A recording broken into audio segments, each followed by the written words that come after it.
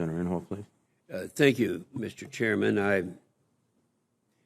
always like to start off when we have General McConville here, an update on his three kids. I can remember when they're all three captains. Now they're moving up, but still very active. What's going on there?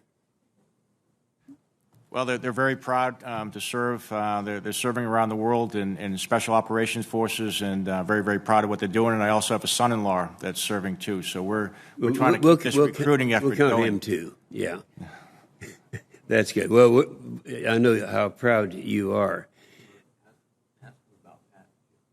About who? Ask him about Patton. Oh, yeah, and Patton. Don't forget.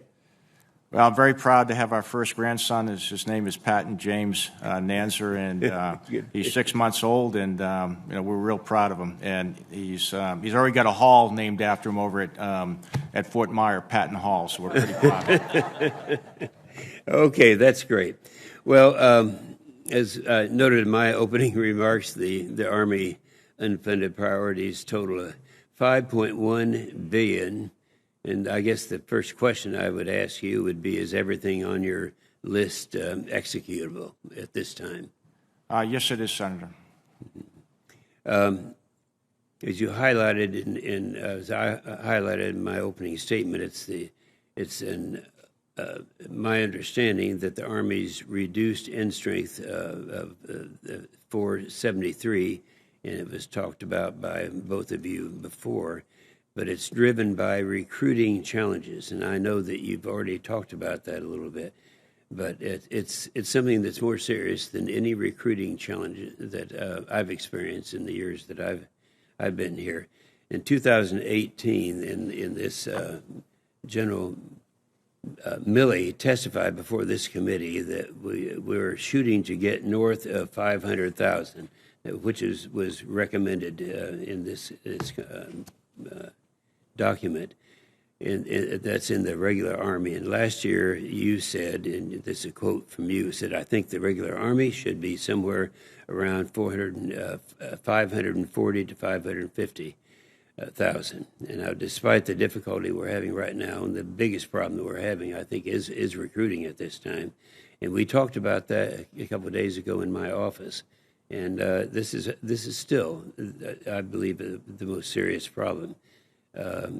In spite of the difficulty in recruiting the Army is facing right now, that we discussed just a couple of days ago, is it still your best military judgment that we require an Army greater than 500,000? Well, Senator, I think we need a bigger Army. I stand by the comments I made before. But I say that knowing full well the recruiting problems, everything that you're trying, and the efforts there. I understand that, but where does that leave us? Well, I also think that quality is more important than quantity. And when we take what we have to do, to get after this is, as Senator said, is right now 83% of the young men and women that are coming into the Army are coming from military family members. And, it's nice that it's a military family business. We need this to be an American family business. Yep. We need to attract others. We need to expose others to the benefits of serving their country.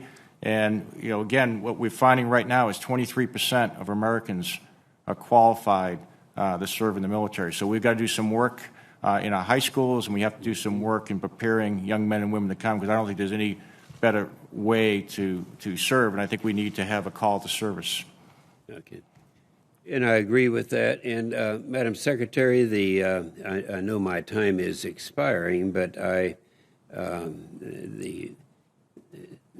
conflict in Ukraine has revealed serious munitions production challenges that we have at this time, and I know that there's another member that's going to ask you about that, but just as an overview, what should be done to fix what I consider to be the second most urgent problem that we're dealing with right now?